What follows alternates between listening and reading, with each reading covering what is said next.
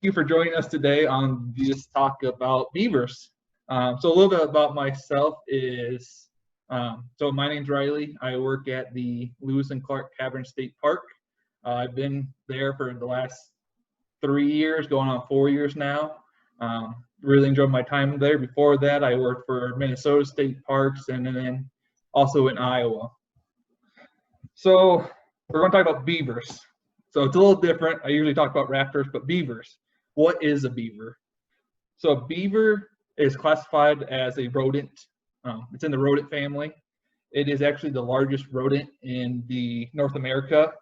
Tied for the second largest rodent in the world. There's one, it's tied with the European beaver, and the world's largest rodent is in South America. Don't know how to pronounce it.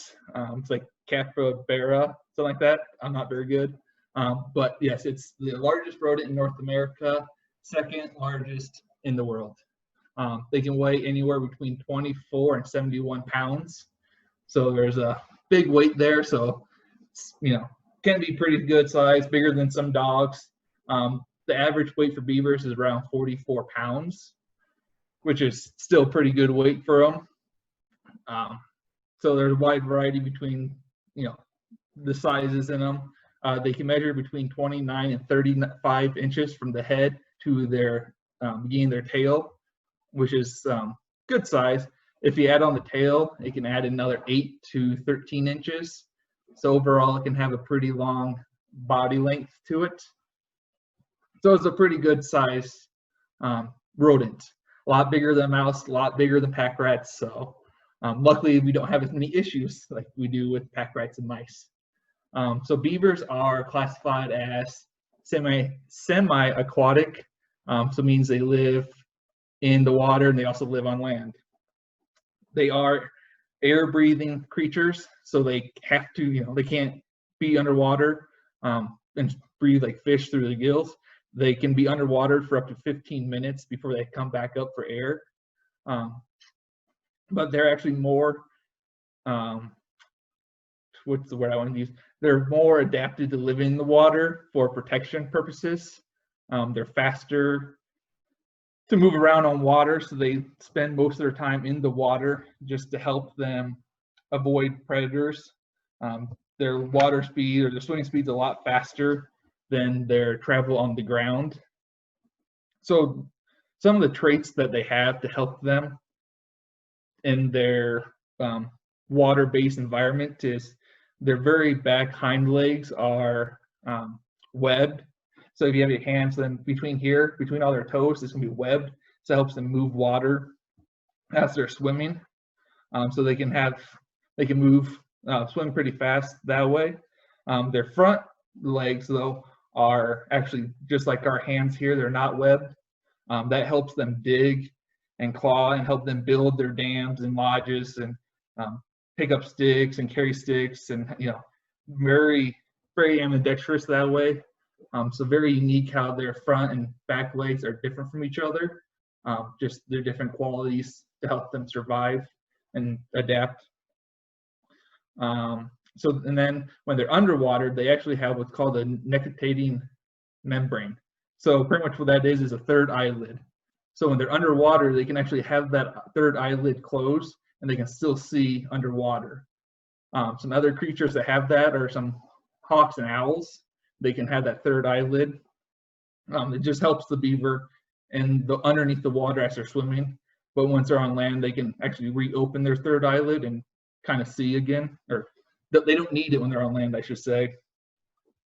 Another interesting thing I found about beavers through the years of studying them and reading about them is when they actually go underneath the water, they can seal up their nose, their nostrils, and their ears so they don't get water going through it. Just like when we go swimming, jump in too fast, all of a sudden you get water gush up through your nose, or you get water in your ears and you can't hear very well. So they can actually seal them off, so then they can not be a little more comfortable when they're underneath the waters. Another interesting thing about beavers, so here I got one of their beaver skulls. Tried my best here. So on beaver skulls, when they're actually underneath water, if they have to do any chewing or gnawing, they can actually close a lip that's right behind their front teeth right here. So the front teeth are right here. And right behind it, they actually have a lip that they can close. So they can actually chew and gnaw on wood and sticks and twigs and wherever they need to underneath the water without drowning themselves. So it's one interesting characteristic of the beaver is they have kind of two sets of lips. One come over the front and then one behind their front teeth here, which is kind of unique for them, but it's also an advantage for them to have underneath when they're underneath the water building their hot lodges and dams and storing up food for the winter. And another thing to help them is their fur, which I got a nice little pelt here. So their fur has two different types of hair. There's a long hair.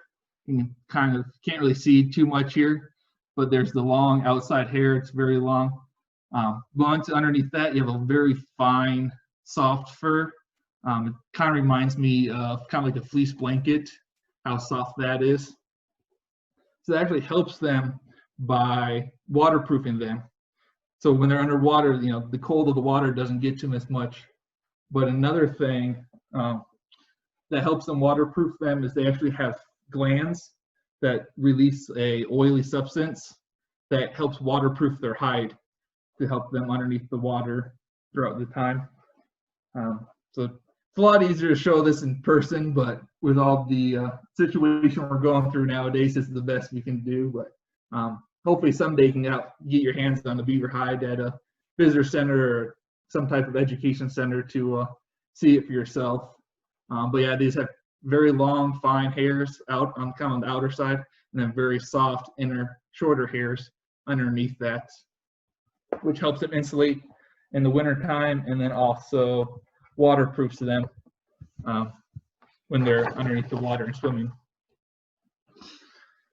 So that are a couple of traits to help them adapt underneath the water, and then also when they're on land.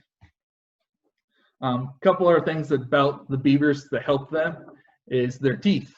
Is you got to have very strong teeth to chew down those trees and sticks and logs and everything you need. So I'll show you the skull again. So I'll try to do my best here.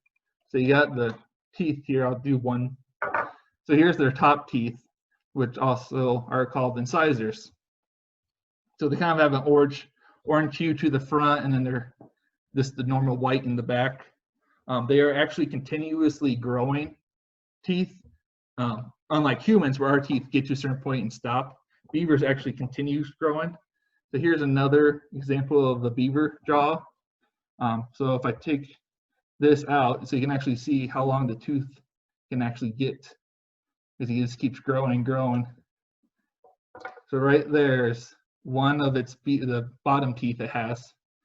So it'll just keep growing, because as it chews on the trees and sticks and twigs, it'll wear its tooth down, and so it'll just keep growing and growing. Otherwise, it'll just run out of teeth eventually and not be able to build a dam or a house.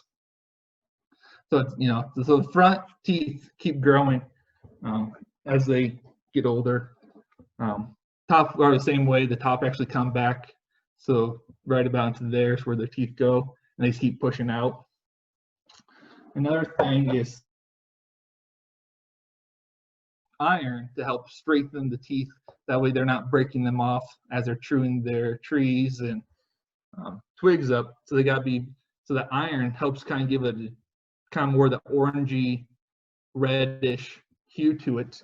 And also, as they're chewing down trees, there's a lot of iron in trees as well. So when they chew on the trees and get in the water, it helps give that coloration to them as well. So it's just a whole bunch of iron that you're kind of seeing on the outside, and that's why the front of it's kind of more that orangish, and the back side is just white color to it, just because of a lot more iron. So what else do I got here? So they're mostly active at night, so that's why we don't see them too often during the day, which you still might see them during the day, but just not as often. Don't be alarmed if you see them during the day. They're not sick. They're not dangerous. Just still keep your distance from them. They're just mostly active at night. Just helps with building and then try and get their, other predators they have. Kind of gives them more camouflage. Okay, so one thing I talked about already is them building their dams and lodges. So one reason they build the dam is because they need to create a deep water space for them to live behind. So they're not actually living inside the dam that you see. They actually have a lodge or a house behind the dam to live in. They just create the dam to back up the water to get the kind of more of a lake or pond, so they can live underneath it. And then also they got to have that deeper water so they can survive in the winter, because if it's too shallow, the water will completely freeze in the wintertime, and there's not enough water for them to get around and move underneath if it's completely solid, solid ice. So they build that dam to help give them a livable space behind it. If the water's already deep enough where they want to live, they don't need to build a dam. So sometimes you might see beavers, but no dam. That's just because where they're at is the water's deep enough, they don't need to back up the water anymore as they have to, and they'll actually just create their, their hot lodges or their homes, kind of on the riverbank or lake bank or along the edge of the shore. They'll kind of either dig into the shoreline or kind of build it just right there. Sometimes you might even see them out in the middle, but usually they try to stay towards the shore, just since that's where all the trees are. So that's kind of where their food source is. So their water's deep enough, they don't need that. One interesting thing about beavers, which all of it's interesting in my mind, is that they fix their dams based on the sound of running water. So if they hear running water, they are inclined to fix it. Pack it with mud, pack it with sticks, pack it with whatever they can to stop that sound of running water, because to them that means their home's about, it's going away. There was actually a study or kind of this project done a while back where they got a tape recorder and put it in the middle of the land, dry land, with beavers around. They put it in the land and they played the sound of running water. And then in the morning they came back and they found that the beavers piled a whole bunch of mud and sticks and twigs on top of the tape recorder, trying to cover up the sound of running water, because they thought their dam had breached somewhere. So it's just one of their instincts is when they hear running water is to kind of stop it up to create their deep water they need to survive. So when they're building their dams or repairing their dams, most of the time it's in the fall or winter because they're preparing for that cold weather that's coming in. So sometimes you might see a dam that has a little, gouge taken out of it, or another animal or human came in and broke it to get the water drained down, and then water keep going. Sometimes the beavers might not fix it right away because they don't need to. They're trying to get their, body fat build up for the winter time. So they're eating and doing some other stuff, and then they'll kind of repair their dam and fix it all up right before the winter, because that's when it's most critical. Sometimes if there is a breach, they just won't fix it at all, because sometimes the river otters will come down, breach the dam, and then the beavers will just kind of let it be and kind of live with the river otters as much as they can. So sometimes they fix it, sometimes they don't. It's just kind of a situation depending on the location it's at. But the dam itself, they can be huge or they can be tiny. And I gotta check my notes. So the largest dam measures 2,790 feet in length. That's more than half a mile long. So that's a pretty long dam to hold back a lot of water. That was up in Canada. A lot of them you'll see will not be that big.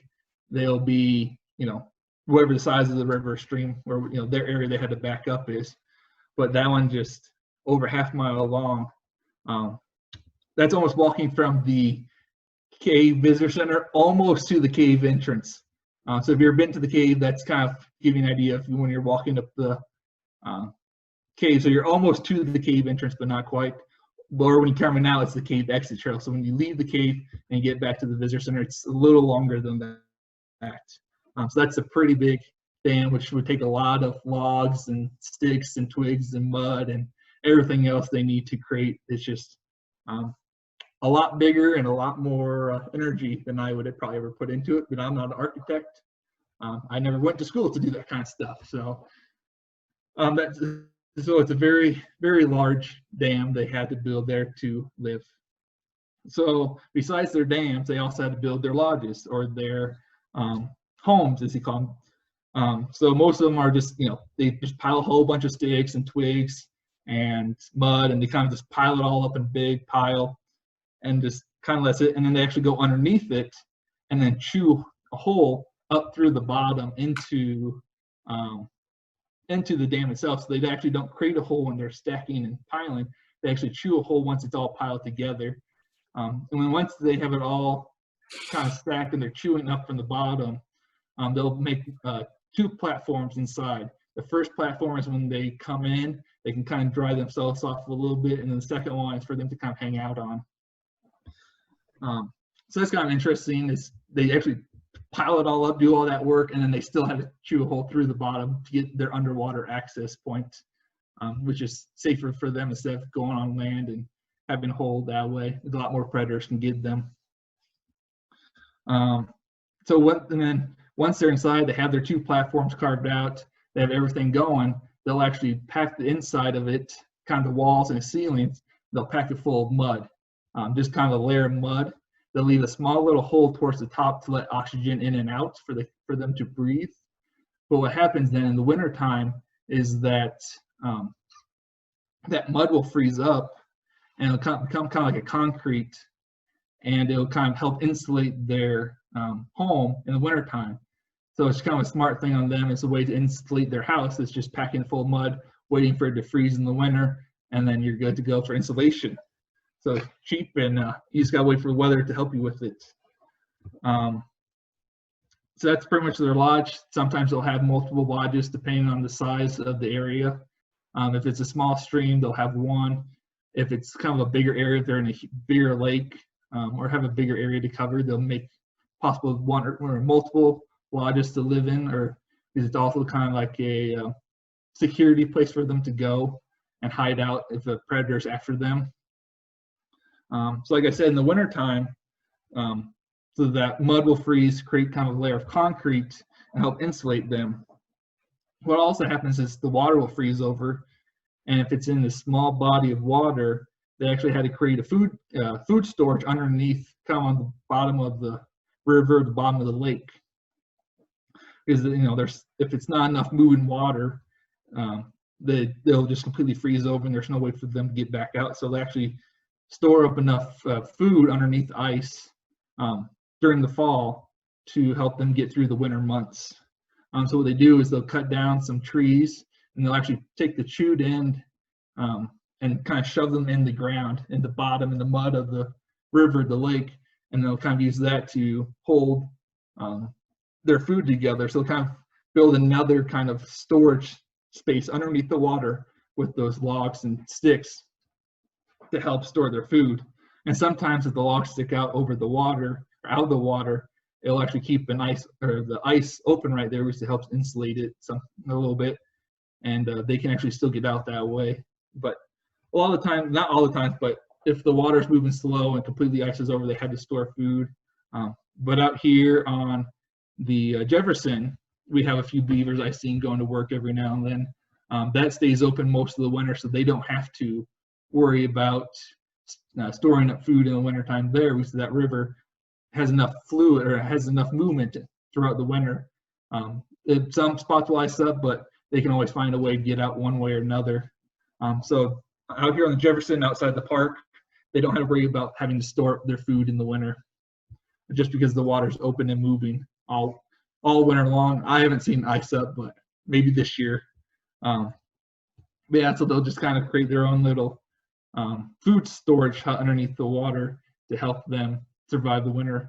When I was going to school in Minnesota, we actually had a beaver lodge behind it's actually on our university property, and it was just like a small little pond. They didn't have a dam or anything, but they had their lodge, and we could see them chopping down all their twigs and stuff and putting them underneath where the ice would be, so they can have food storage in the wintertime.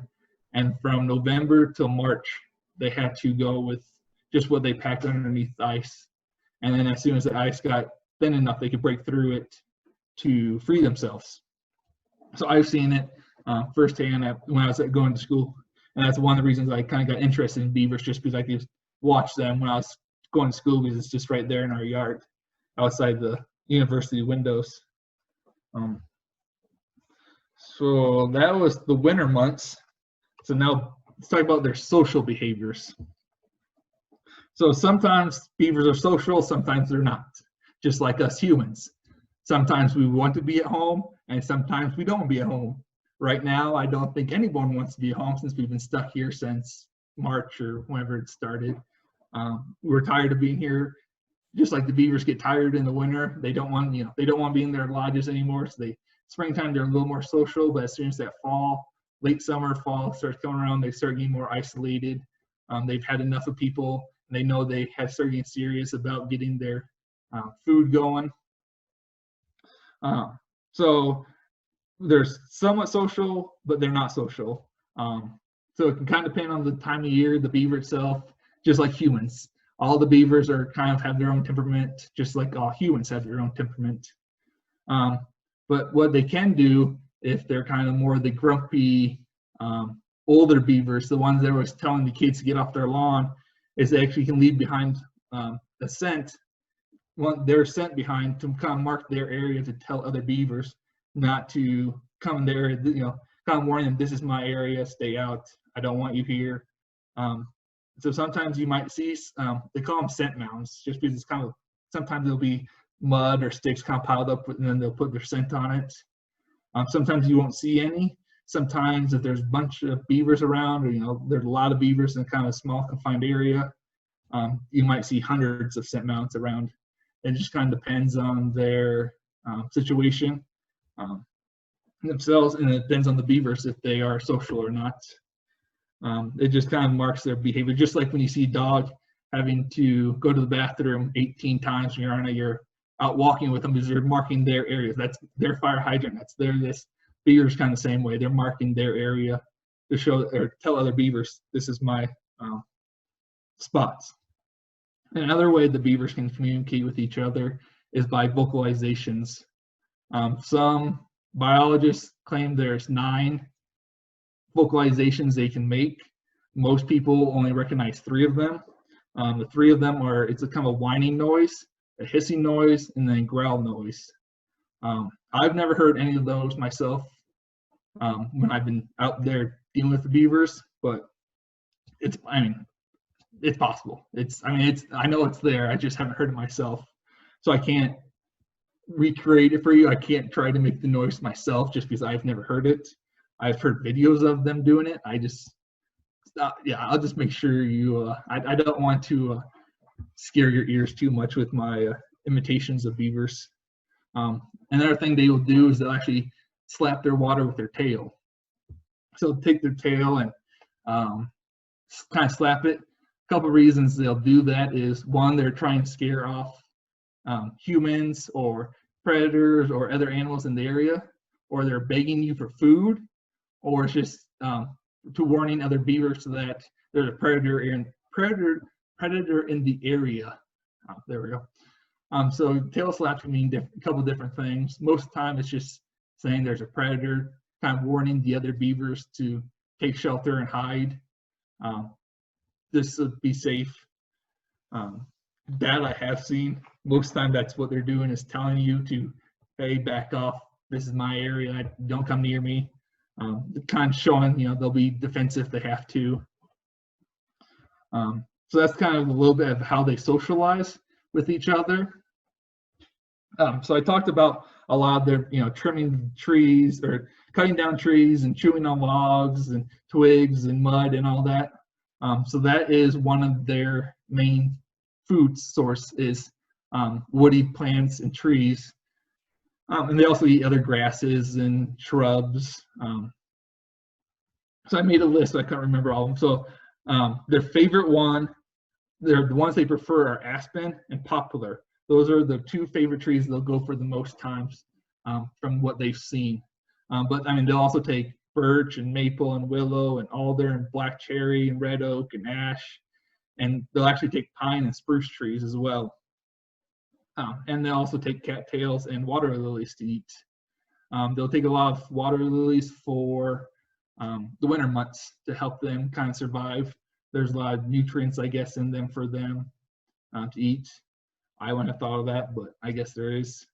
But yeah, so if you ever see them taking water lilies or cattails, it's kind of one of their food staples for the winter months. And then when they first come out in the spring, they like a lot of grasses and other plant material just because they've been living off trees, you know, when they're in their lodges for the winter months trying to survive through the winter. So, one thing people always think about beavers is that they eat fish. Beavers don't eat fish, even though they are around fish all the time, being in the water and, you know, having their dams and their lodges right there. And they actually don't eat fish. It's just they're more herbivores. They eat plants and trees, and they'll kind of stick that way. Another thing they don't go for is red maples. So if you need to plant trees in your yard, if you can get a red maple to grow, if you're around beavers, that's the one to go for, because that's the one they absolutely will avoid if they have to. I mean, if they're desperate and that's all they have, they'll either move or they'll take it if they have to, but they avoid red maples as much as they possibly can. So that's kind of their diet. And now we'll talk about kind of the other end is the predators. So what the predators are eating.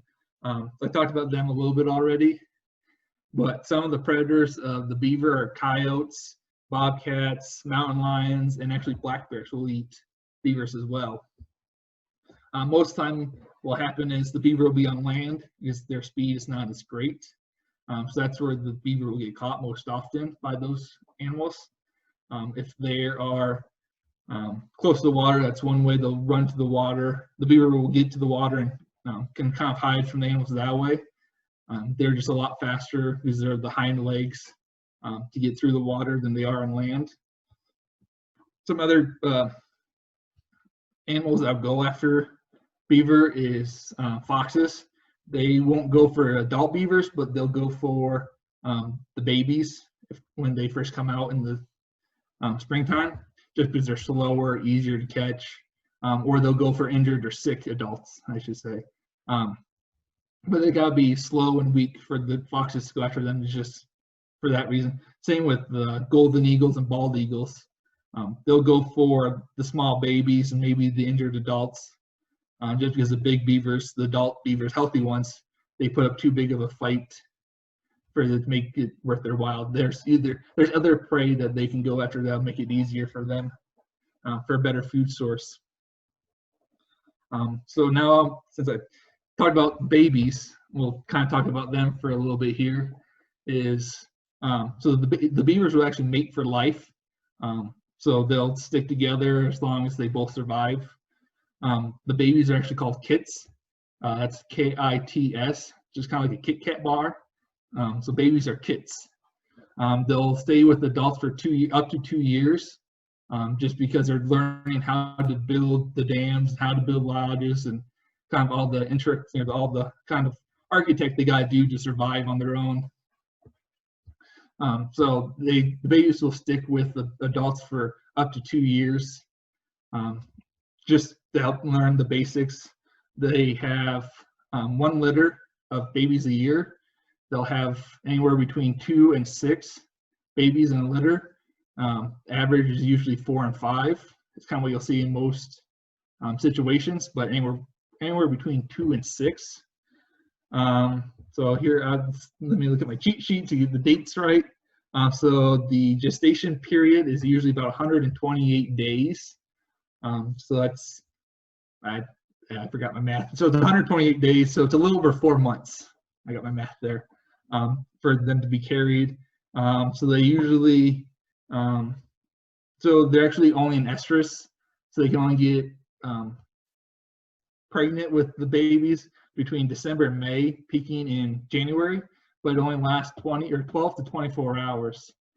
So the parents had to have their timing down just right, because they never know between late December and May when it's going to happen. But it's usually around, somewhere in January is kind of when most of them peak. What else? So now we'll talk about a little bit of what beavers help with in the world, or how they help a little bit real quick, and that'll be it. And then I'll take your questions. So I'll just talk about how beavers help and hurt the environment they live in. So a little bit what they help is they actually, when they build their dams, they'll back up the water and create that deeper water source, which will actually help. It'll actually entice some like wildfowl or the water ducks, kind of like ducks and great blue herring and egrets, and those kind of animals kind of move into that area just because there's that backed up water, and it's kind of help them get into more of an environment they like. So it'll kind of bring in more of the water-based animals, the bird life. Actually sometimes it'll help bring in more fish, especially trout.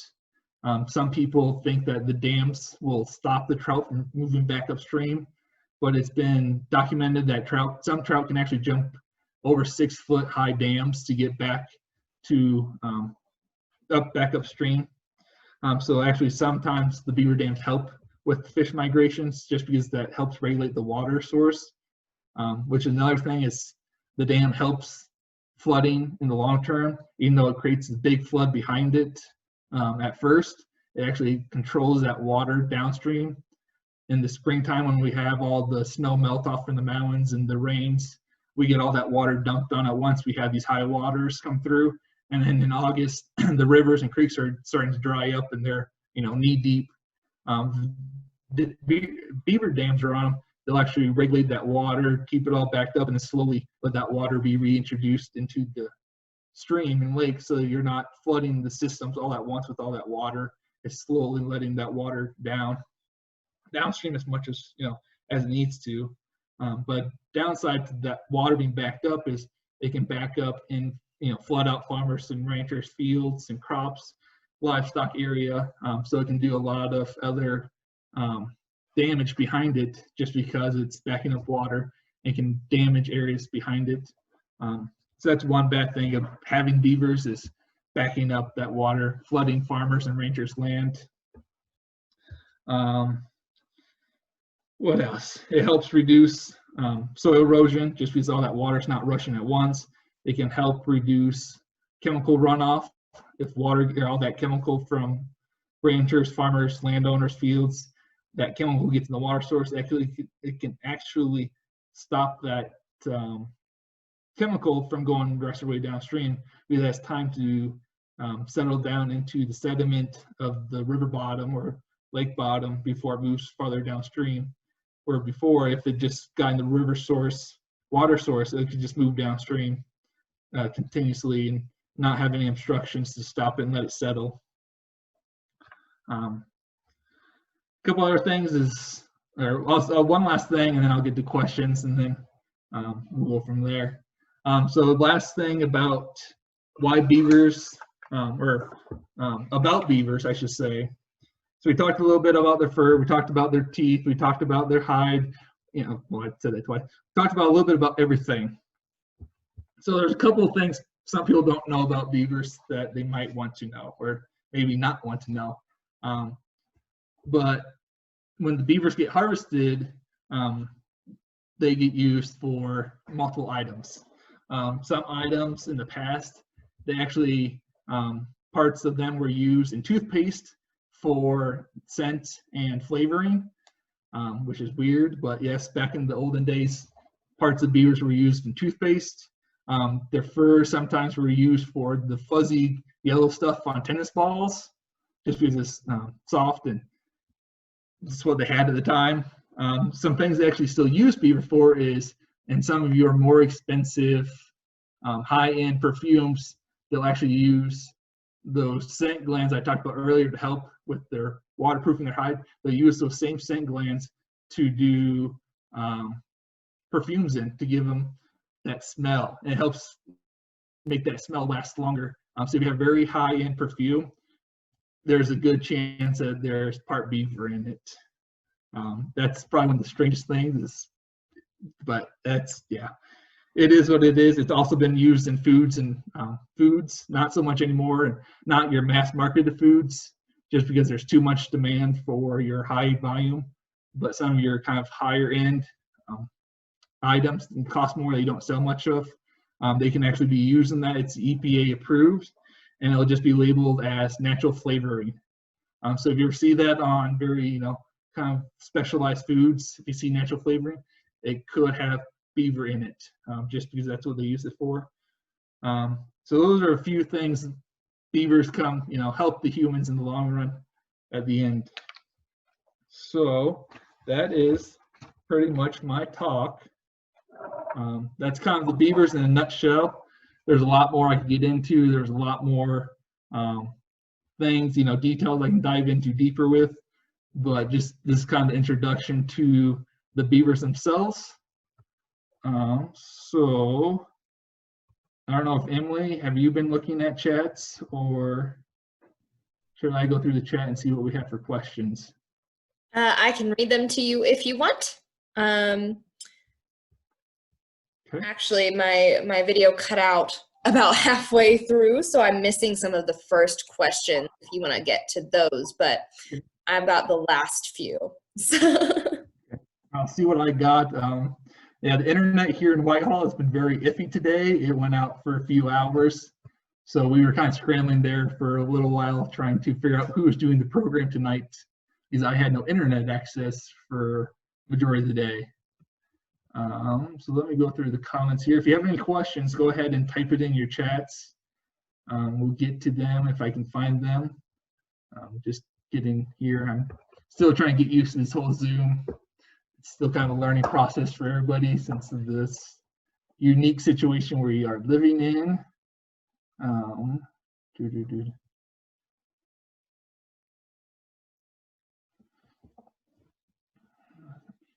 Sorry if there's going to be a law in the talk. It's just I'm reading and I can't read and talk at the same time. I'm not that talented.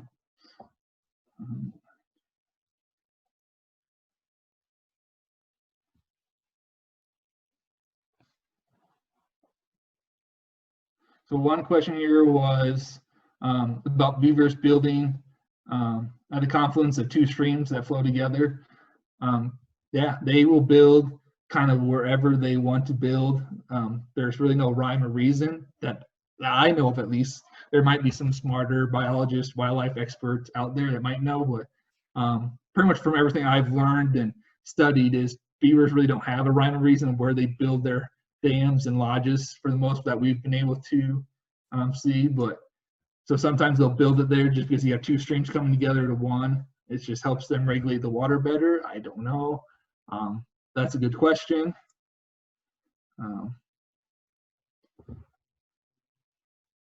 Yep, and there was one comment here about the fur being dangerous in the 19th century. That's true.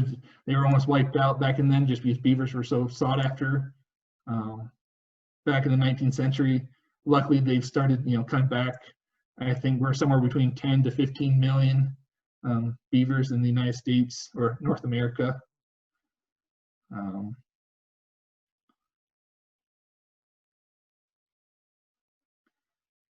There's a question about the tree being devoured at a riverbank across from Fort Rock at Missouri Headwaters. That I'm not aware of.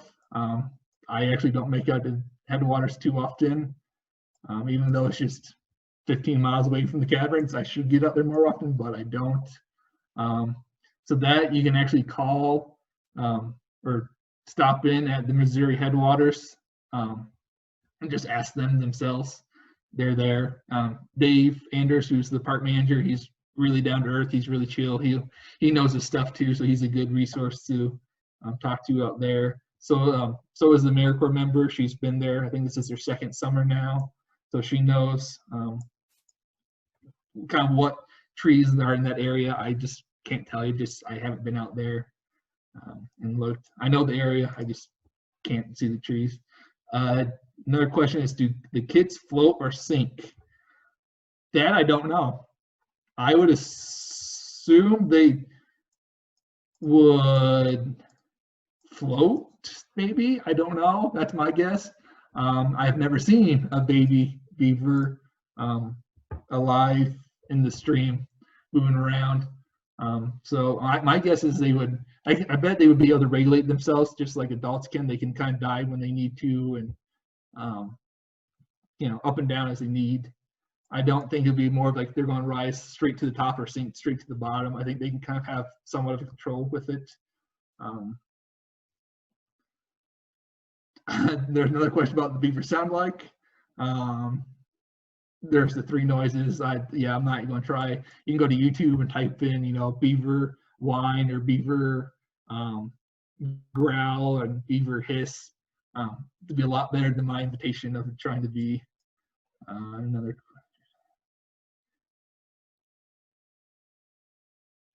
So there's another one here. It says, I'm a small rancher, have 6 dams on my place. Can I leave them be, or they just continue to grow and multiply? Right now, they're not causing much damage where they're located. So right now, if they're not causing much damage, I say let them be, let them, you know, do their thing.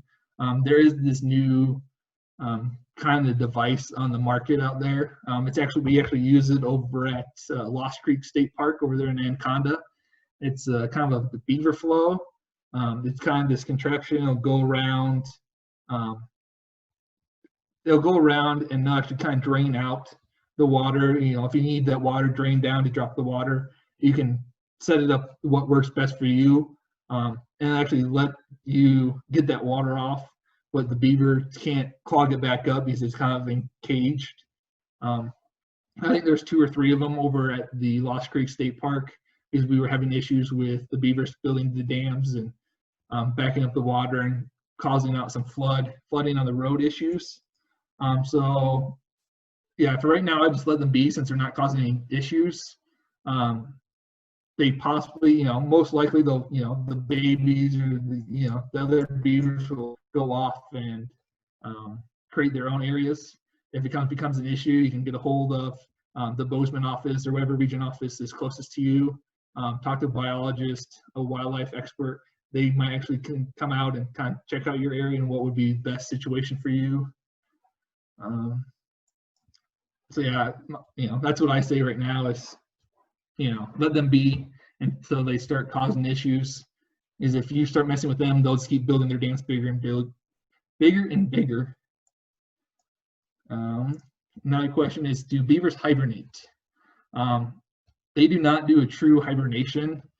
It's more like a kind of a semi-hibernation. So they'll kind of lower their activity. They can lower their metabolism. They'll lower everything down, but they're still active.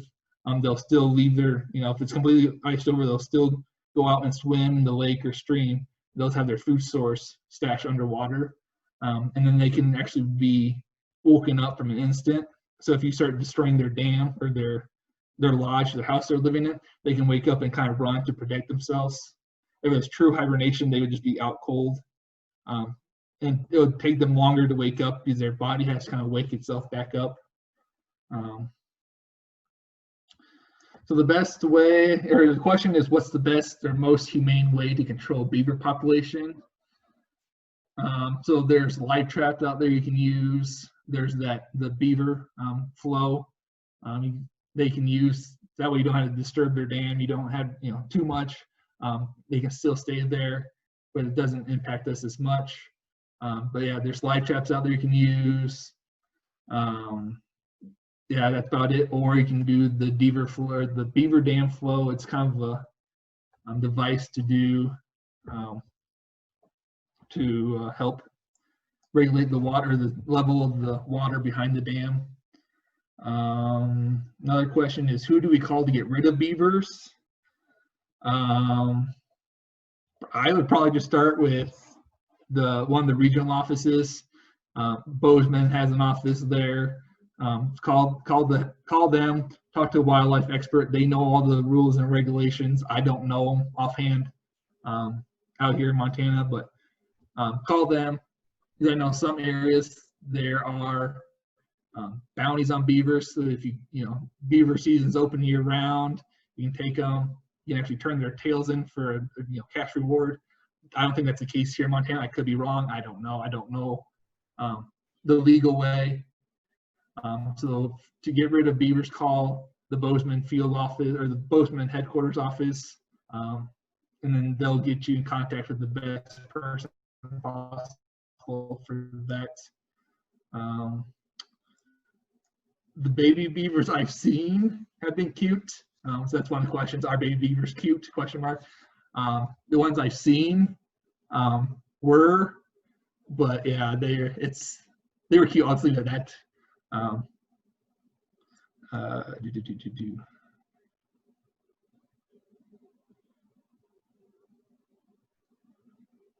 So, sorry, just reading a question here. So the question was, how much land does each beaver family require, or does it just matter the amount of waterland trees available? If there's an overpopulation, does that mean their predators are not there to participate in the circle of life? So the area of land they require depends on the environment they're in. So here in Montana, they aren't going to be too taking up too much land area per family. Not like other wildlife you see that'll spread, they'll keep traveling and they'll move and do as they need. Beavers here, just with all the water sources and, what they need, just based on what we have, they kind of stay in more of a confined area once they get established. And the other part is, if there's overpopulation, does that mean the predator's not there to participate in circle life? That could be part of it, or it could just be that there's a surplus of food. So you'll see that kind of up and down kind of cycle. There's a name for it. I can't remember the name right now. So sometimes if there's a lot of food, populations will go up. When the food kind of gets a little more scarce, the population will go back down. So it's just a lot. It depends on the food source availability, what's out there, what's not. Sometimes the predators are not there. Sometimes they are, and they're just too many for the predators to handle, or predators are just more going for easier to catch food at a time. So it's not just because there's an overpopulation of beavers doesn't mean the predators are not there. It's just the predators might be going for a different food source because it's easier. Another question, are people allowed to hunt beavers? Again, I'm not sure. There's probably a trapping season for beavers. I just can't tell you what that particular season is. I should have looked it up for you guys before I started, but I completely spaced on that one. So that you'll probably just want, again, call the Bozeman field office and they'll get you in contact with wildlife officials, wardens, whoever's available to help at the time. So there probably is a season for beavers. I just can't tell you what it is. It might even be year-round. I don't know for sure. I know Iowa, Minnesota, where I worked before, it was. I just haven't looked into much beavers or too much trapping out here since I don't have all my stuff here yet. Would beaver be considered more passive or aggressive? Oh, probably passive. It doesn't want to. My guess, I'm not 100% sure, but I'm guessing it'll be more passive. They're not too aggressive. They're going to be running. They're going to protect themselves as much as they can, but if they have to, they'll stand up and fight. There's a good tip from, it looks like Elizabeth's iPhone. It says the Bozeman Regional Office has traps they lend out for free for beavers. So there's a good contact for you if you need for beaver trap and relocate and management practices. There's actually a link here in the chat from Kathleen, it looks like. Thank you. It's for this Montana Fish, Wildlife, and Parks for the management of beavers. So you can click on that link and get some information from the state. Here the question says, do big families of beavers live in more than one den? So they can live in more than one den. Even if it's just two beavers, they might have multiple dens. Just depends on their how much area they have. If they have a they have a lake and they're the only beaver in the lake, they're going to have multiple dens. just so if they're on the north end, they can go to that den. If they're on the south, it's just kind of like humans have vacation homes. We don't always live in them, but they're there for in that area to go to.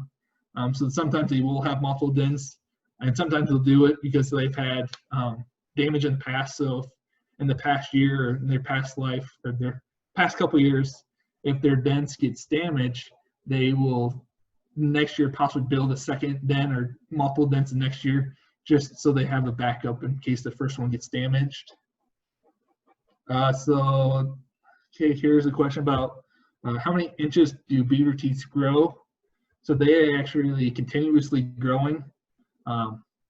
They actually don't stop growing, they just keep growing. They stay kind of what we say is the same length just because they get gnawed down by trees. But here again, here's the bottom jaw of a beaver. And so you can kind of see the tooth here and it kind of stops there. But if I pull on it, I can pull it out and just, this will just keep growing and growing as it wears down on the, as it gnawing on a tree. But there's part of that one tooth from the beaver's bottom jaw. So they actually just continue growing and they get worn down by them gnawing on trees and twigs and other things. So just continuously growing as they, at a certain rate. So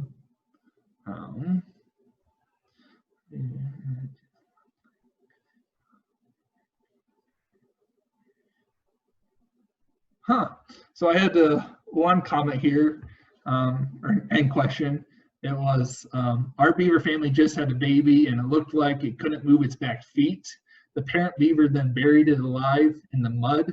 Is that typical? That I do not know. It could be, it could be. I have never heard of that before. It might be just burying it there for protection as the beaver went off and did some other activities for the day and kind of just hiding it until it got back. I don't know. That's a little different. That's interesting though. I'll have to kind of look into that, do some more research and call a few people and see if that's typical or not. I have never heard of that before, at least, so that's a little different. And I think that's all the questions I see. Yep. Anything else, Emily? I think that about wraps it up. Yep. All right, well, thank you, Riley. That was an awesome talk. It was really fun to learn some of those things. There was a lot that I didn't know in there. Yep. Thank you, everyone, for joining us today, and hopefully you guys learned a few things along with us. I had fun, so hopefully you all did too.